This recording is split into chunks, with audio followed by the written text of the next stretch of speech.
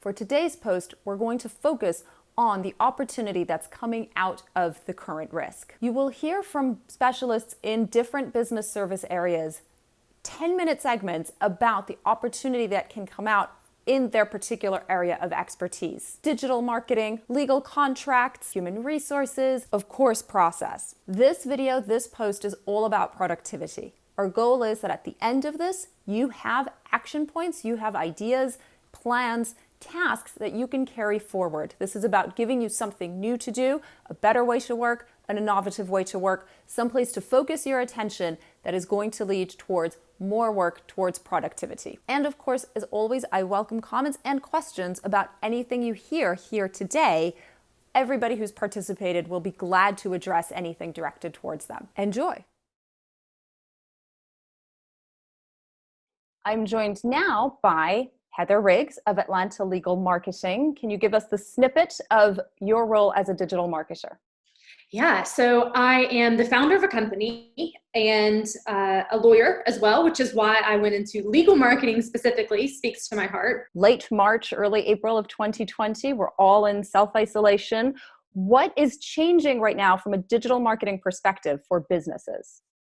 Yeah, so a lot of folks are finding themselves with more spare time than they imagined that they would have this year, certainly at this time of year, which tends to be quite busy generally for most people, especially in the law. So they're now thinking about their marketing, perhaps for the first time ever, but certainly in a different way than they did. And I think that is most especially tempered through the lens of uncertainty, because people's pipelines are not the same. The way they interact with their clients, the way they get clients is not the same.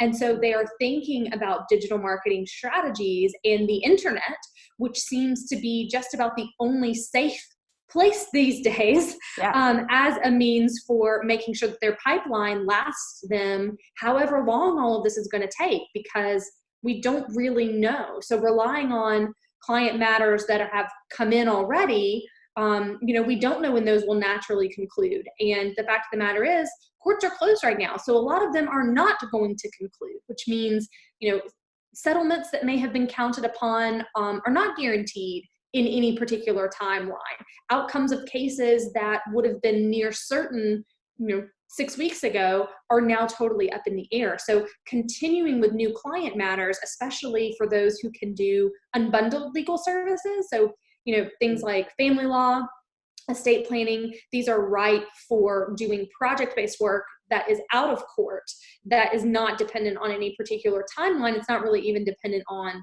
meeting with your client in person. How we can leverage internet tools in general, but certainly for the benefit of pipeline development, getting clients, managing clients, receiving cases in and vetting them on their merits, holding consultations. All of that really can be done digitally. And I know that firsthand because when I had my law firm, for those years that I was in solo practice myself, I had a virtual firm. So I had no physical office location. I had a legal assistant that I have never laid eyes on, even to this day, who was vital to my practice. I think, kind of the other lesson here is how to run a more financially lean practice with less overhead, fewer expenses, and how can we pass that on, particularly to communities of potential legal clients who may not otherwise pursue legal action because of the financial ramifications for them personally. So I think there's a lot of really great puzzle pieces that we can link together here to increase access to justice, to run more efficient, modern law firms, and certainly, as I said, to keep business development high, maybe even higher than it was previously when lawyers were relying on bar association meetings in the Chamber of Commerce in order to get clients. Does someone who has a legal problem know that they have a legal problem? Because if they don't, no matter what means or technology or platforms are available to them, they're not going to be reaching out. So they may know that something bad has happened to them, but they may not know that something illegal or actionable has happened to them. And so how do we use the internet and marketing specifically really to be an education tool for communities so that they can not only find an advocate who is ready and willing to fight for them, but so that they can understand which advocate to reach out to, how to approach that person, what do they need to bring, what do they need to have, what will have had to have happened to make something actionable versus not. And all of those factors are things that I work with my clients on every single day, in helping them to communicate that through the means of digital marketing, be that a blog or a social media post or a video, whatever that might be. So, what my clients can really learn from this, as I said, is really just managing their teams and clients in a more effective, efficient, cost-minded way, using digital tools and not being afraid to stake a claim to a presence on the internet. I think it's making people a little more open-minded to understanding how someone like myself can help them to navigate that really easily and really effectively. We're in brave new territory as a legal profession, even though most industries have been using the internet to market their products or services forever, since the 90s maybe.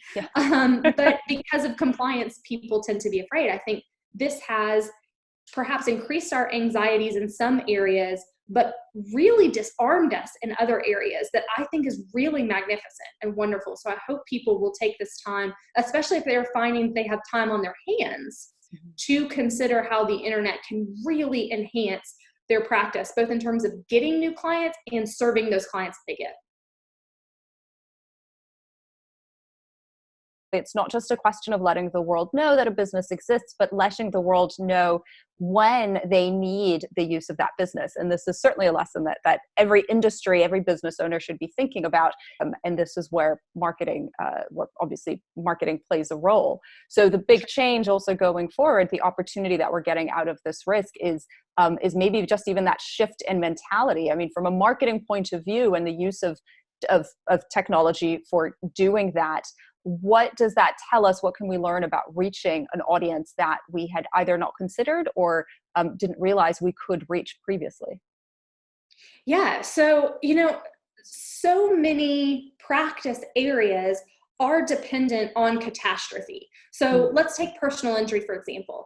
Certainly no one would plan to get into a car accident, right? That would be ridiculous on the one hand, fraudulent on the other. So, there's really, not that personal injury attorneys don't have some homework to do during this time. They certainly do and certainly could, but there are so many transaction-based areas of law. So as I mentioned, that could apply to family law. It can certainly apply to areas like estate planning, wills, trusts, those sorts of things, and considering how those services are rendered to begin with. So I'm a huge fan of flat fee and unbundled, which means if someone really just needs a lawyer to write a letter to a judge, that is not necessarily going to sustain a practice in and of itself, but it will certainly enhance the bottom line, and it will serve a client who genuinely needs some help. Just getting more creative in general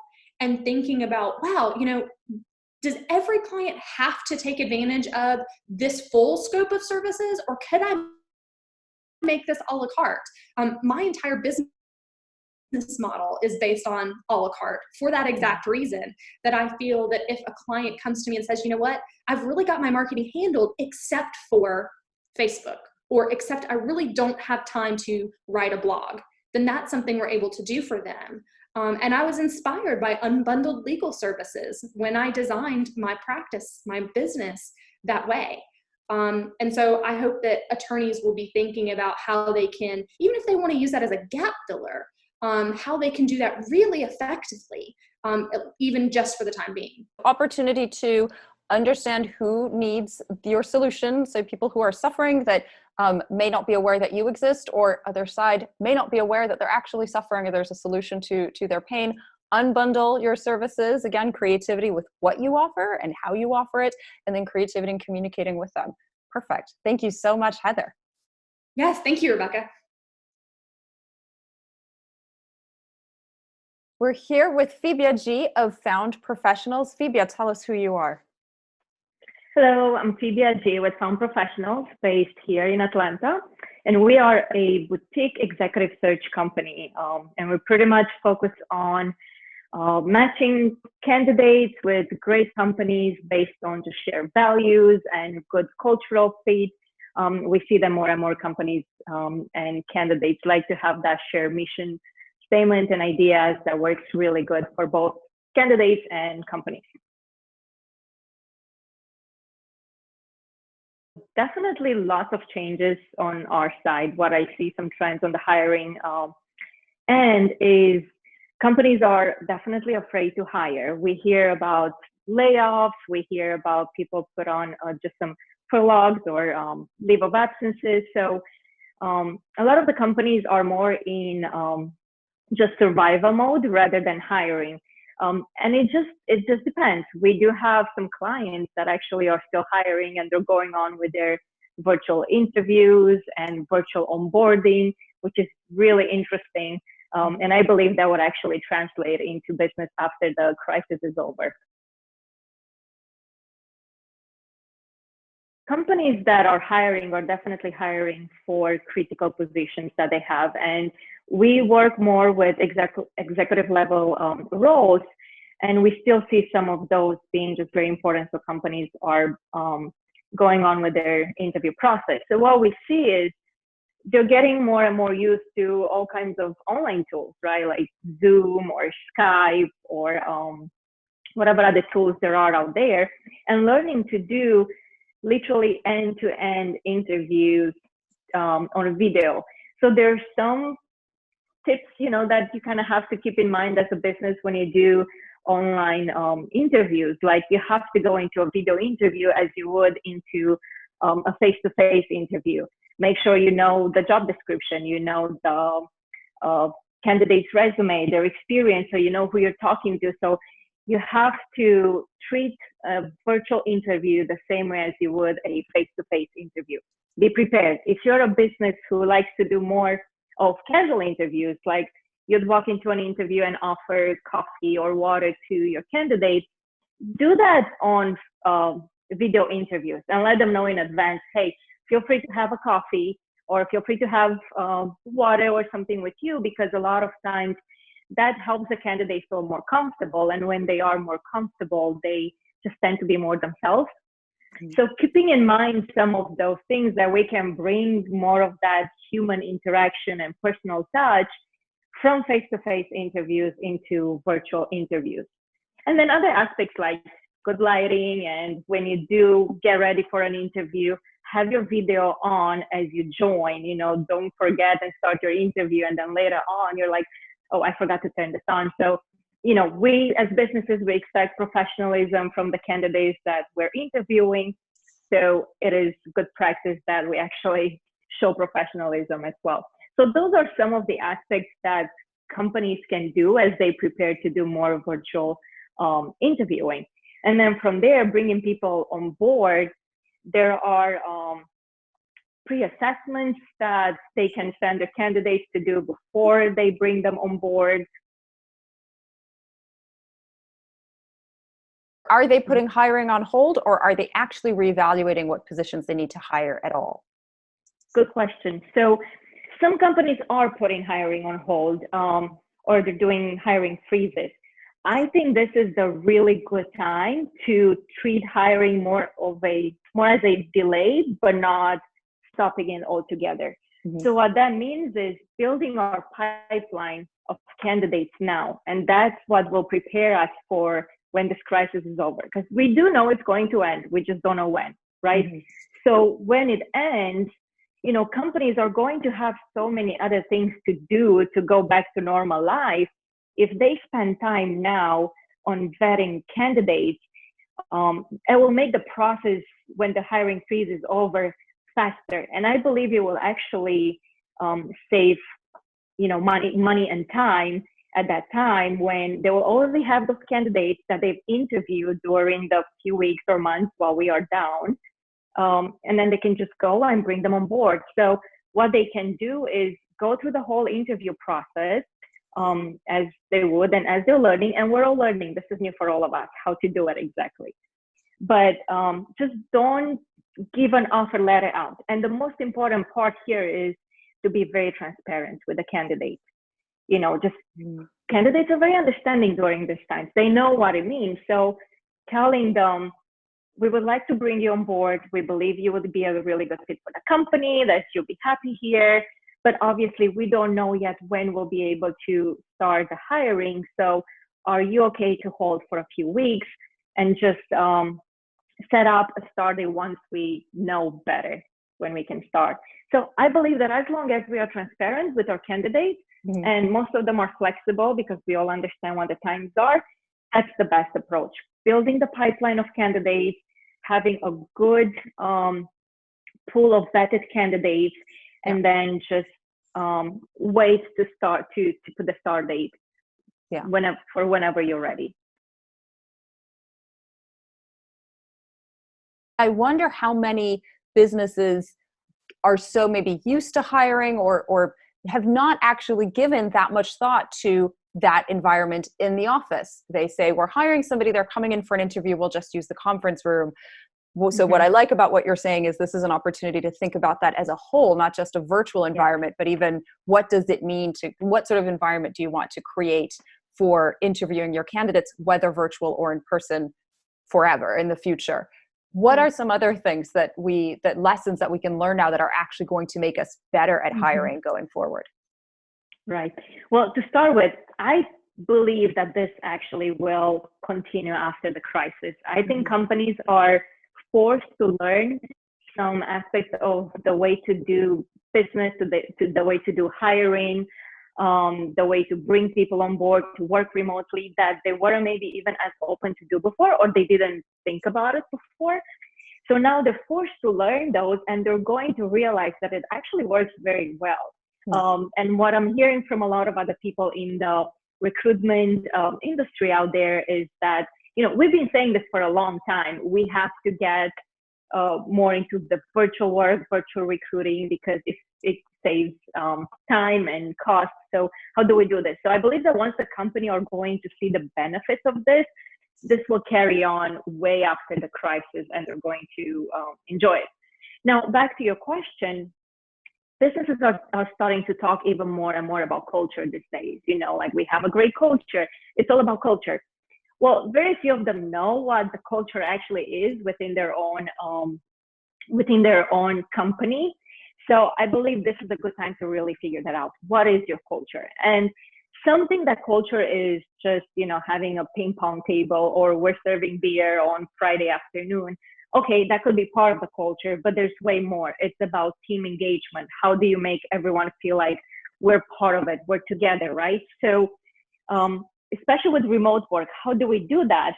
Is having coffee meetings, schedule coffee meetings in the morning, as you would when you work at an office, and you just go to the kitchen, you grab a coffee, and then chat with a few of your employees. As a leader, as a manager, you are the one that can actually start doing that in the morning. And maybe once, twice a week, you're like, we're just going to have 10 minutes catch up coffee meeting. No business, nothing else. Some other business owners out there, or business leaders, they're implementing happy hour. We all do happy hour all around the globe with our coworkers. So now it's like, how do we do that virtually? And literally setting time up, like on Thursday afternoon at 5 o'clock, we're going to have happy hour. Grab your favorite drink and let's do it together. So it's engaging the team. And I believe now is the time to do that. And then we can do it later, because what's going to happen, a lot of the employees that have not worked remotely before are getting a taste of this. Yeah. And they're going to like it. And they will not want to go back to full being in the office work. Or at least they will want at least some sort of remote work, even if it's not fully remote. That's some of the trends that we are expecting once the crisis is over. if you don't have to be quite so location specific with who you hire, you're increasing your pool of candidates. And so you don't have to choose people based on logistics, but you really can choose them based on the best profile. So with that in mind, I want to go back to what you mentioned before about virtual onboarding. What are some tips that we can use for our businesses going forward? Right. So the funny thing is, it's an interesting thing. I actually have a company who is a client of mine who is onboarding someone virtually right now. Nice. And they did the whole interview process just over video. And it wasn't even because of Corona, it happened before, and now we're going into this. So it's been interesting to see the steps, but a lot of companies, they are forced to do virtual onboarding right now. So one of the main important parts is treat it as the person would come into the office.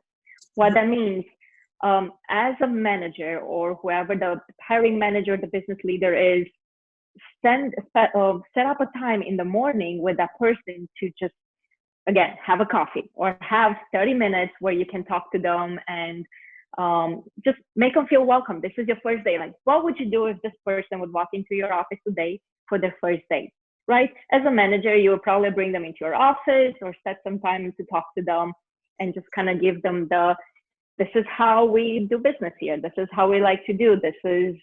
Give them facts about the team, give them facts about the culture in the company so they know. And now with virtual onboarding, it's even more important that the business leader gives them those information so they don't feel like they're isolated. Another good thing to do is, most of the companies, when they have new employees, they will take them to lunch.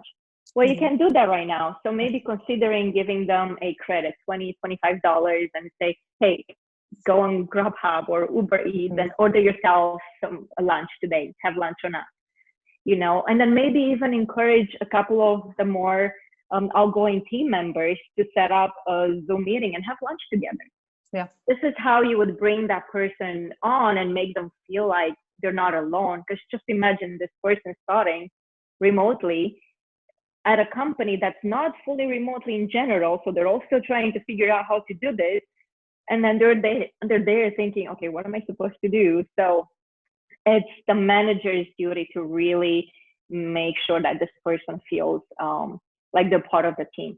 So treat it as the person would physically walk into your office today and think, how do you transform that experience, face-to-face experience, into virtual experience, and encourage the team members to reach out to this person. Another good thing to do is teaming this new employee up with a buddy, someone that they know, hey, this is the person that you can go to if you have any questions, whatever those are, about the team. Go to this person and introduce the two of them so they know what it is. And then, of course, put them in touch with the IT department, IT person to help them set up their technology, like laptop, phone, internet, whatever that is. It's different for each company. So make sure you do all of that in the first few days and have the day well planned out, where the new employee, and this happens actually even in physical world, where the new employee comes in and they don't really know what to do the first 2-3 days. So make sure the day is well planned out and say, okay, from here to there, we'll have coffee, then we'll do this, and lunch with those 2 other people.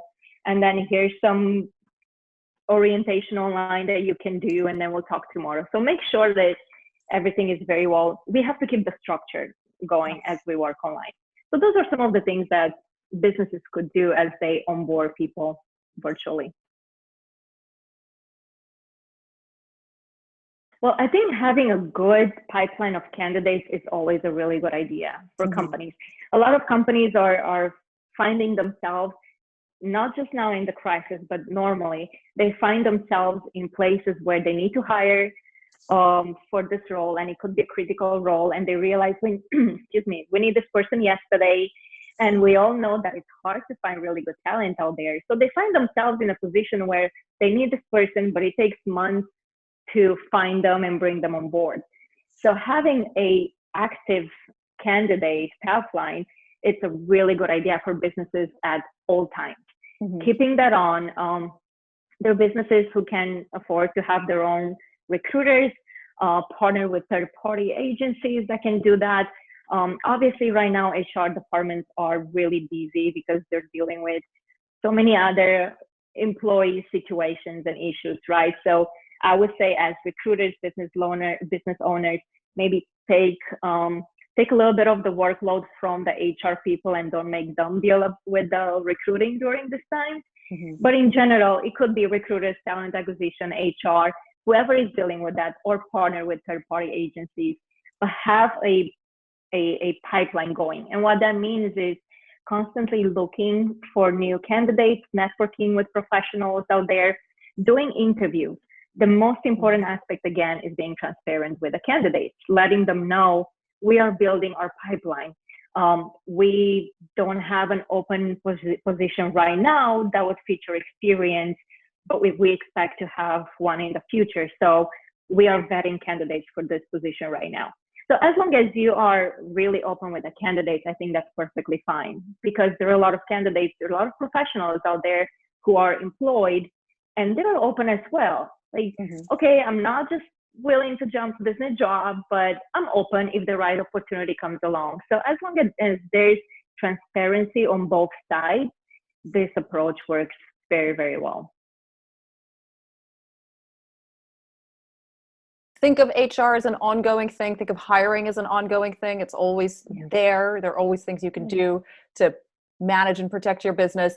This is a good time and opportunity to review not just what company culture is, but also what it means to implement company culture, how that changes, and how you can maximize that both in person and virtually, and to think about how, I guess, not just managers communicate with their employees, but how they encourage the communication across employees and the camaraderie as well as the collaboration. Exactly. Excellent. Absolutely. Great. Thank you so much, Phoebe. Yeah. You're welcome. Thank you for having me. Pleasure. Now we're here with Tanya Ozensky of Ozensky Law. Tanya, I'll let you introduce yourself. Thank you so much, Rebecca, for having me. I'm Tanya Ozensky. I am an attorney focusing on business and corporate law. My work includes advising clients on starting a new business, buying or selling a small business, or doing business with contracts. And I have been practicing law for about 25 years.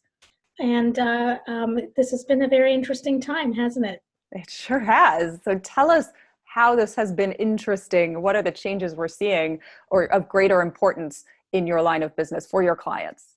So obviously, in a time like this, when we are living through a pandemic, and there have been many government orders forcing non-essential businesses to close, and even people who have businesses that are not forced to close have found that business is either way down or going crazy and very unusual.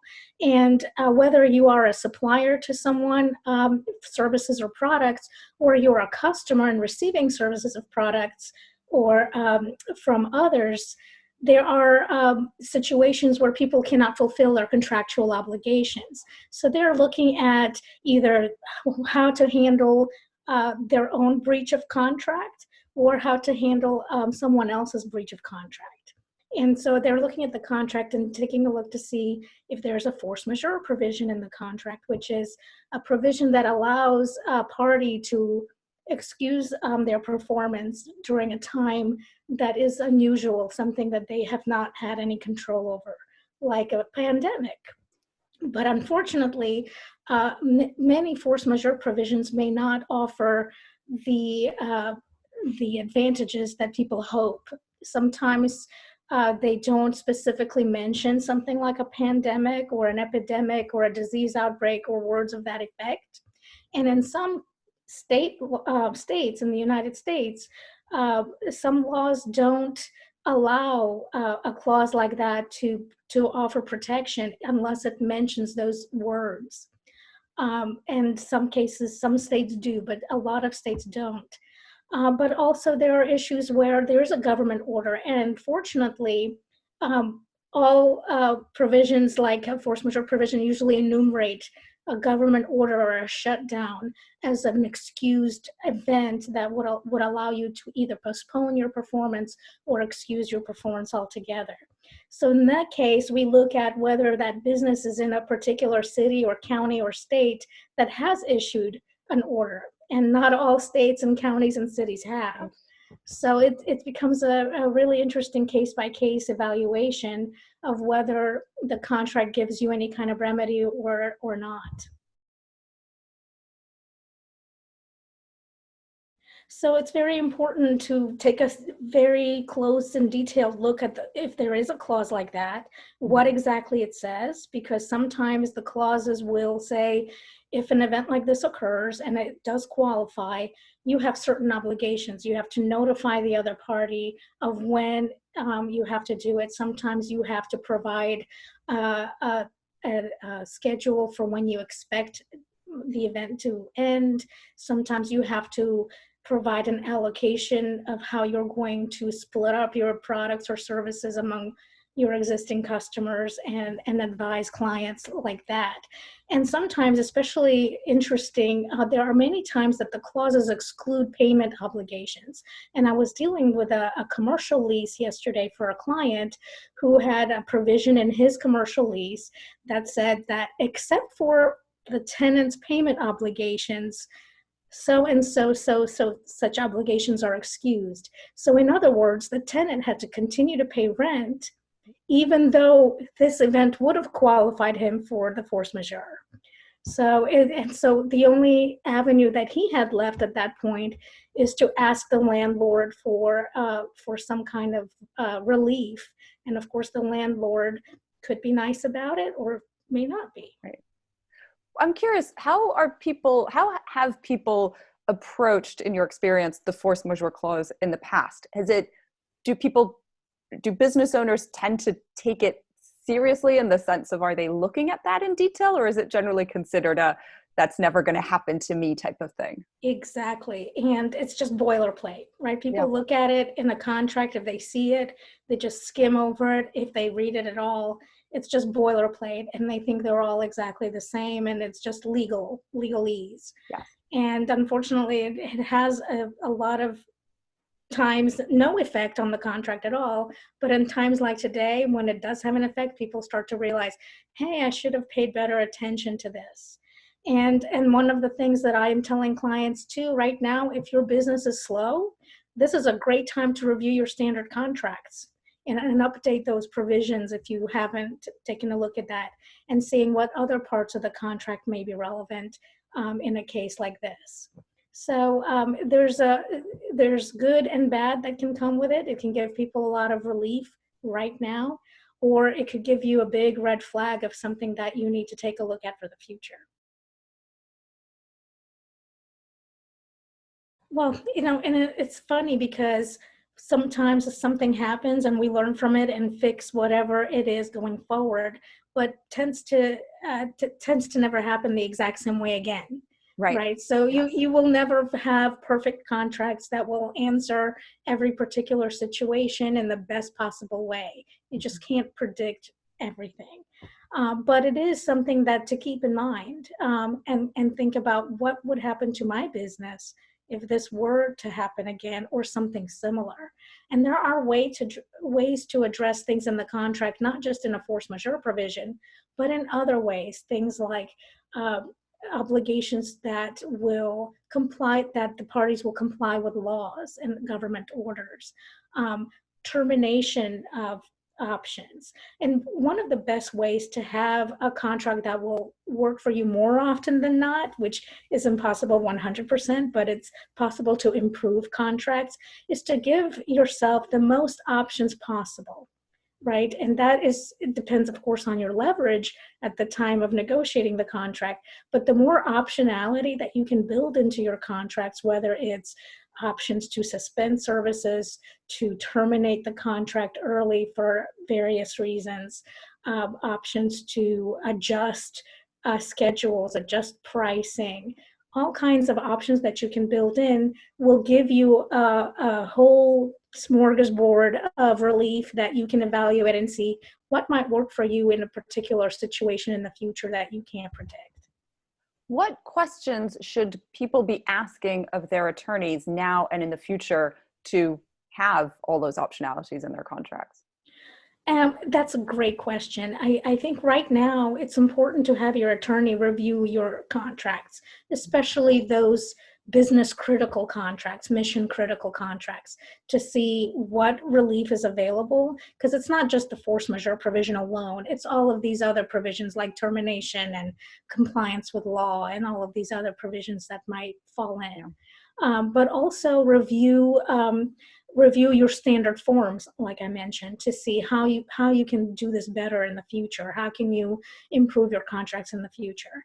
And when working with a business attorney, you should always really help them understand the business, right? Because a business attorney structures the contract in a way that is supposed to work for your business. It's not a one-size-fits-all form that works for every business. And the more an attorney can understand how your business works, what it does, what are the competitors of your business, how do customers find it, what kind of suppliers are critical to your business. The more an attorney understands all of these factors, the better they can tailor that contract in a way that will work best for you, for your business, and help you achieve those goals. It's very important that I, as an attorney, understand what are the business goals that my client is trying to achieve, so that I can advise, oh, here, you should look at such and such and add maybe this option to your contract that you may not have even considered. If you have an attorney, for example, I have been working in the business world for over 20 years. I have seen, hundreds and thousands of deals. I can advise business clients on even business options that are not legal that they may not have thought of, because I just have seen so many. So it's important to ask your attorney and help them understand the business so that they can think of these other ideas that you may not have even thought of. Yeah, so learn to think of your contracts and the legal part of your business as a business function, and that it's there to drive your business forward, not just protect it, but give you opportunities. And speak to your attorney about your business, and let your attorney speak to you about what that means from a legal standpoint and what the options are for you. That's right. Great. Thank you so much, Tanya. I appreciate your time. Thanks, Rebecca. I enjoyed talking with you. Have a great day. And as you know, I'm Rebecca Brizzi. I work on business management, building a strategy, implementing a strategy across all parts of a business. What we're learning with COVID-19 is what we often learn in a time of extreme or sudden disruption or crisis, which is that logistics have to adapt. Logistics will change. What we should be looking at the same time is the fact that the fundamentals stay the same. The logistics that are changing are things like physically where we are working. And so, of course, how we serve and communicate with our clients, and naturally how we talk to our employees, how we collaborate across our team, and even with our contractors, our outsourced resources, all of the communication, the collaboration, the logistics of all those parts of our business are changing, and we have to find a new way to do it. The fundamentals are the basis upon which we build our business. These are things like, what are our values? What do we need to get done in this business? What are our guiding principles? How do people know us and perceive us? What value do we bring to our clients? Those stay the same. And in fact, by having those in place, that's how you can guide those decisions about the logistics and adapt to your current situation without sacrificing what makes you you, what makes your business good at what it does, and what makes your business valuable. What we can learn in a time like this is, what are the gaps in those fundamentals? Where did we think we had the answers in place, but now we're revealing that we don't, or it was time to change some of those fundamentals? Now is a really good time to examine the business and find all of those gaps. Do we really know what our value is, what our value proposition is, how we position ourselves in front of our clients, what our clients love most about us, what they appreciate the most about us, what they value in terms of all of those logistics of how we communicate, how we serve them, how we connect with them, what the physical deliverables are, and so on. And internally, especially, Does everybody know what they're supposed to be doing? Do I, as the manager, boss, or owner, have confidence in my team that they're doing the things that they're supposed to be doing, that the right work is actually getting done? So not just things getting done, but the right things getting done in the right way, that this business is being moved forward every single day towards growth, towards new opportunity. Where there is doubt about that knowledge, perhaps a slight feeling of insecurity, that is an opportunity for introspection. As a business owner or decision maker or manager, what's being highlighted there is not a weakness in your team. It's not a weakness in how your clients perceive you. It's not another stakeholder. It's actually an opportunity to look at why there is that insecurity or that lack of confidence. What have you not communicated, or what have been the gaps in training your team or setting those expectations of them? What is it that you think they perhaps don't know? If you don't trust your employees to work from home, for example, then why do you trust them to work from the office? More often than not, we'll find that this is not a problem with people. This is a problem with process and communication. It's an operational problem, and those can be fixed fairly easily and certainly quite painlessly. What we can take forward with us in terms of opportunity to come out of this situation is a recognition of and strengthening of those fundamentals. If you can answer those questions now, if you can set up a business to run effectively and smoothly through extreme disruption, through a crisis, then when we are back to normal, when we're back in the good times, when the market is bullish, etc., you're flying. Things are great, and you really can focus on upside and new ideas, etc. So what are those gaps that you can fill now? Do you know what has to happen in your business? Do you know what the essential roles are for your business? To really understand this, ignore the people, first of all, and really describe the roles. What roles are required for your business to do what you want your business to do? So serve clients, but also grow, achieve the goals that you've set for yourself and for the business. What roles are required, and do you know what those are? Are those really well defined? In that definition, do you know when those roles are successful? Have you described the successful outcome for each of those? And that's how you recognize that those things are actually happening. So do you know what the roles are? Do you know how you are tracking the activity on those roles, how you are measuring and recognizing success for your business? Now note, I haven't actually talked about people yet. I'm talking about the roles required for your business, the success of your business. Once you know that you understand and have described the roles, you've understood and described the success outcome, now you insert the people. The people that you already have, let them work to their strengths, put them in the right seats. You want the right people in the right seats. This is a great opportunity to examine your organizational chart and do that. And do you know how you are tracking the tasks and the collaboration and communication across the organization? Operational considerations should come before communication considerations.